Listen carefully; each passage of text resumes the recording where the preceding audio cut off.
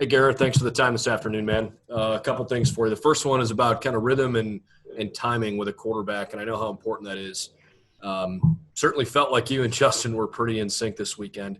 Was there a particular play or a particular route that you ran where you guys have been working on that play, that route so hard, and it felt great to finally have it click in a game?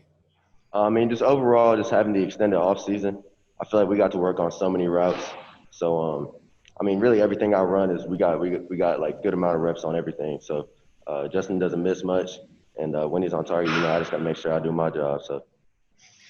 The other thing I want to ask you about is about, all of this practice time that you guys have had. I know how hard it is to replicate true game speed. I realize your stats were good, but how long did it take for you to feel like your legs were underneath you and you were adjusting to playing as fast as you have to play in game? I think our coaches have done a great job, of mocking that environment for us throughout this offseason. So we got 3 scrimmages in before we even touched the field this past Saturday. And just those 3 weeks, we were moving at game speed. We weren't full contact, but we were thudding up. And I think that really got us prepared and ready to play for this past Saturday against Nebraska. Thanks, man. Good luck to you. Appreciate that. All righty, next we'll go to Tim May from Letterman Row. Tim. Thanks, Mike. Hey, Garrett, I was just wondering if you and Jackson in the group, do y'all practice spectacular catches, or are they always a product of spur of the moment?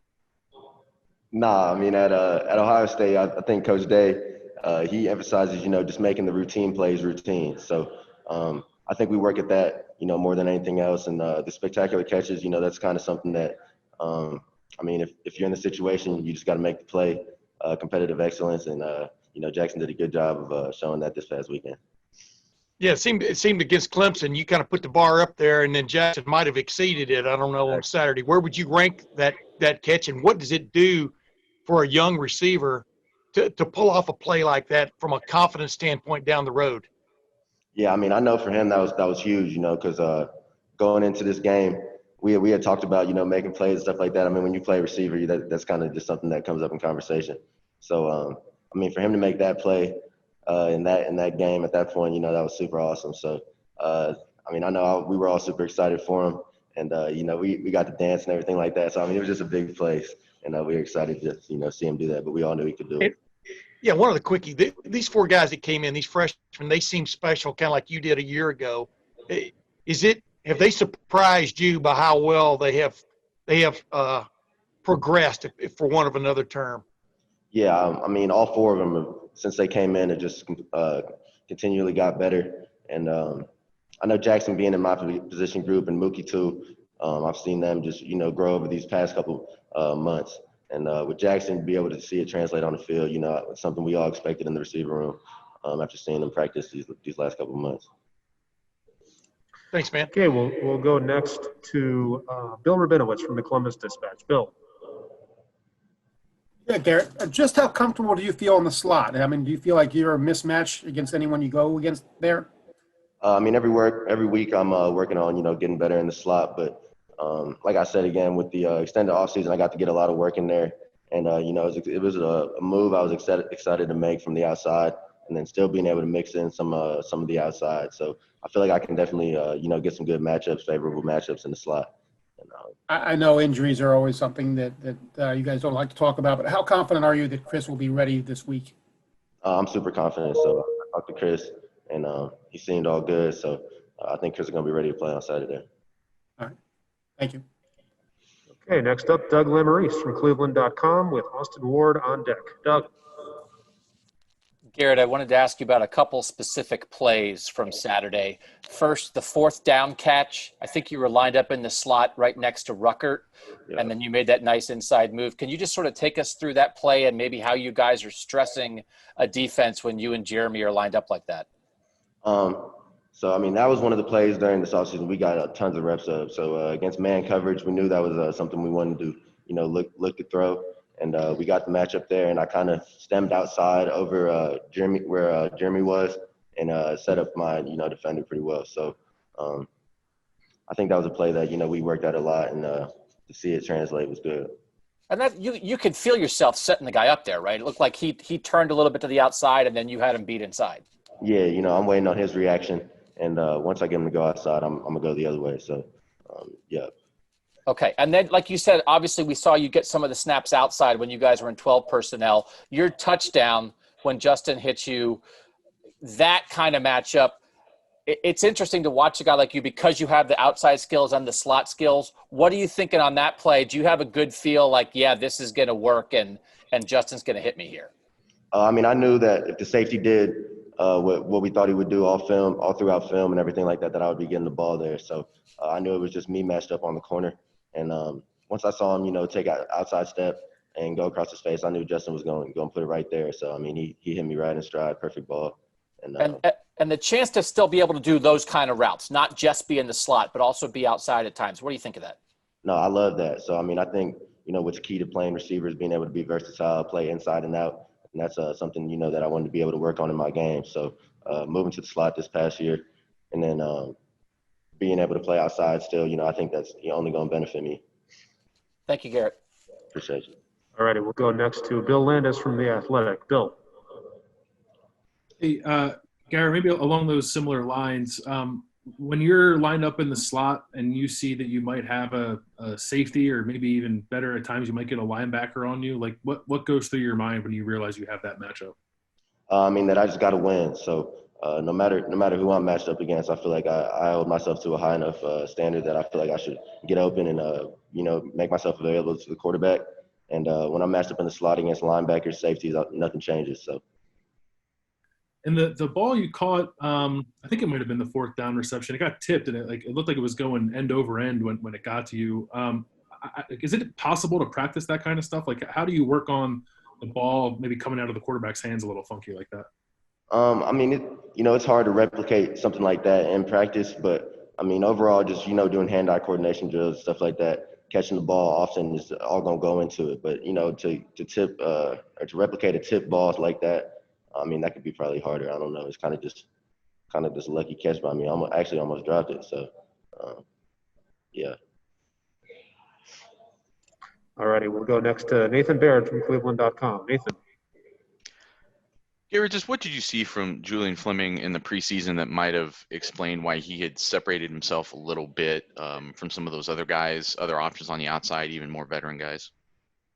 I think Julian I didn't know how fast he actually was. So for someone to be that big and strong and then move the way he does, I was just like, wow. So, I mean, he's fast. I don't think y'all haven't fully got to see it yet, but if he gets to open it up, y'all gonna probably say the same thing. So his speed is just, he's really fast. All right, next up, Austin Ward from Letterman Row. Austin. Garrett, I want to go back to that ability to go inside and outside.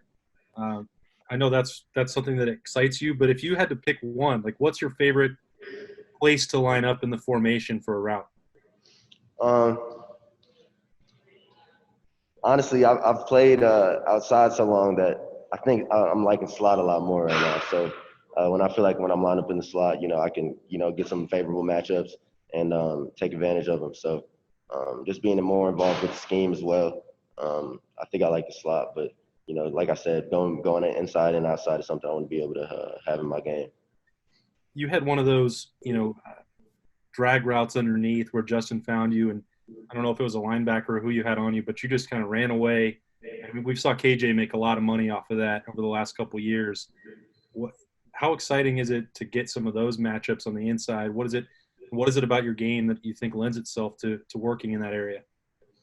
I mean, I think a lot of the receiver skills come from playing basketball for so long. So I think just handling the ball, going up and getting rebounds, things like that, all translate over to football well. And I don't know, that's something that I definitely don't, just kind of forget about. I always give credit to basketball for a lot of my receiver, abilities. Thanks, man. Next up, we'll go to Tony Gerdeman from Buckeye Scoop. Tony. Garrett, do you want to take credit for teaching Jackson Smith Jigba that move? No, I don't want to take credit for that. So the state of Texas can do that, but Jackson, you know, he's someone that has like amazing abilities, one of the best I've ever seen, and you know, he's gonna be a baller for years to come. So Jackson has all that. Then a few plays before that, he got lit up pretty good on that targeting call. And I guess to say about him that he bounces back the way he did. Yeah, I mean, he popped up right after he got hit.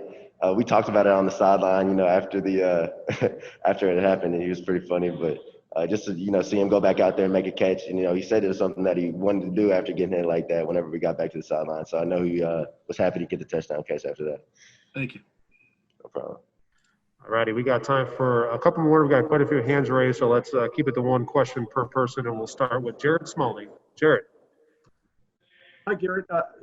If Chris could not play on Saturday, how do you think it would affect your role? And greater than that, the receiving core as a whole. Obviously, everybody has a little bit more responsibility on their shoulders. If you get in a situation, how do you think you'd handle it? I mean, I think just the depth of our receiver room in Zone 6 is such a deep room. So I know we got some young guys, but it would be a great opportunity for one of them to step up and show that they're able to, you know, show competitive excellence and take on that role. So, you know, I have full faith in our receiver room that, you know, someone could step up and, you know, try to fill that void. All right, we'll go next to Dave Biddle, 247 Sports. Dave. Thanks, Mike. Hi, Garrett. As we've been talking about, it seems like you can do a little bit of everything as a wide receiver. Just how would you describe your game as a receiver?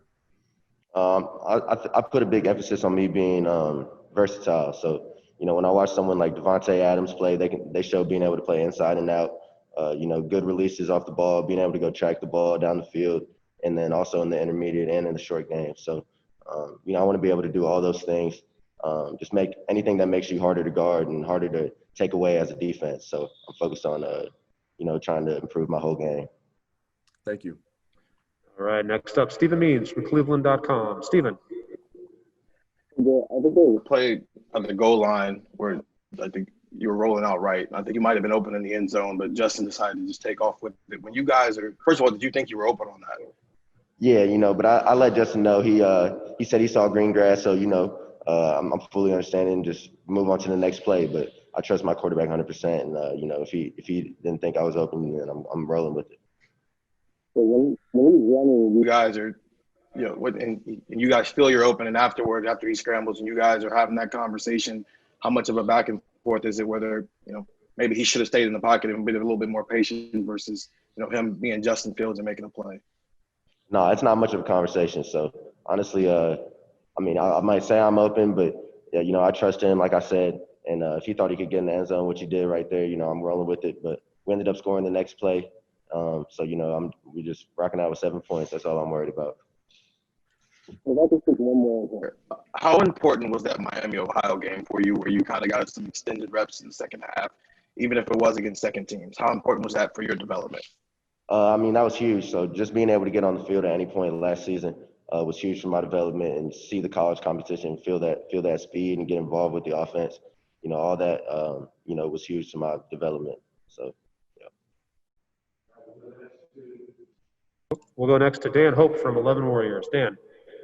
Garrett, you mentioned before about, you know, being from a great state of Texas, and, you know, you had some success last year. Jackson coming in, having this immediate success. Do you think playing in a state like that with such competitive high school football helps prepare you to make an immediate impact at Ohio State? Definitely. So, you know, seeing the contact, or not the contact, but the competition that you do down in Texas, you know, that's something that translates to the next level and to the levels, you know, after that. You play football year round, 7-on-7. You have like a lot of time to polish your game, stuff like that. So just the coaching down there, all that, you know, has a good effect on, you know, translating into college ball. Thanks, Garrett.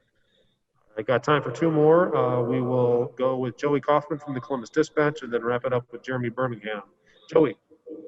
Gary, you mentioned your basketball playing days helping now with football and catching balls and that sort of thing. How big a part was basketball part of your life growing up, and when did you start playing? I started playing basketball, probably playing competitive basketball when I was probably 5 and upward, and that was a church league I played in. And you know, I was pretty good back then, and I remember being able to dunk on the lower rims and stuff like that. And you know, basketball is to this day my favorite sport. the size just didn't bless me. So if it was up to me, I probably would be playing basketball. But being 6 foot, I decided to make the decision, to play football and be a receiver. And but I mean, I think it has a lot to do with all the success and all these receiver traits and stuff like that. So I think I owe everything to basketball.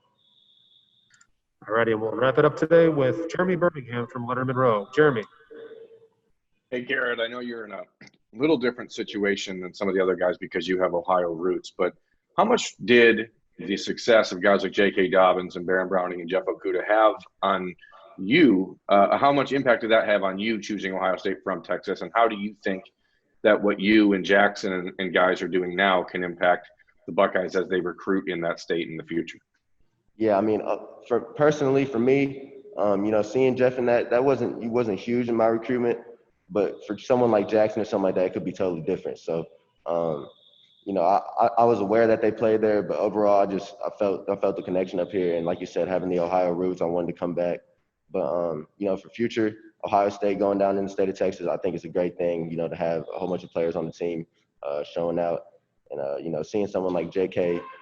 go up from college ball to the league after that. Coming from, Central Texas, I think that'll, pay its dividends later. Do you notice a different type of reaction when you go back home to Texas and talk to high school kids, or, do they treat you different maybe than you thought? After I decided not to go to UT, I would say it's a little different than what I thought it would be. But I think Ohio State has such a, universal what's the word? I don't know what the word is I'm looking for. But just people everywhere can gravitate towards the university. So when I go back to Texas, it's a lot of love. Surprisingly, a lot of people, like Ohio State down there in Austin and Lake Travis now. So, I think that we'll have some good roots down there.